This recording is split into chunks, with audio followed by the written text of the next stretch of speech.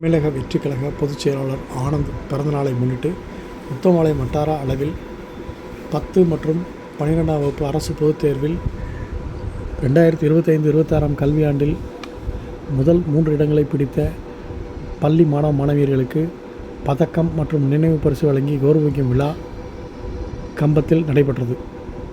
தமிழக வெற்றிக் கழகத்தின் பொதுச் செயலாளர் நீர்வளத்துறை அமைச்சர் ஆனந்த் பிறந்தநாள் முன்னிட்டு தமிழகம் முழுவதும் தமிழக வெற்றிக் கழக நிர்வாகிகள் விமர்சையாக கொண்டாடினர்.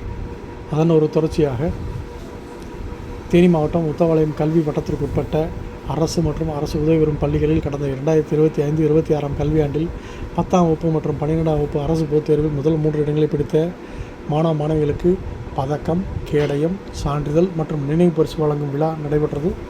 விழாவில் 300க்கும் மேற்பட்ட பள்ளி மாணவ மாணவியர்களுக்கு கம்பம் சட்டமன்ற உறுப்பினர் ஜெகநாத் மிஸ்ரா தலைமையில் பொன்னாடை பொருத்தி பரிசு மற்றும் சான்றிதழ்கள் வழங்கி கௌரவித்தனர்.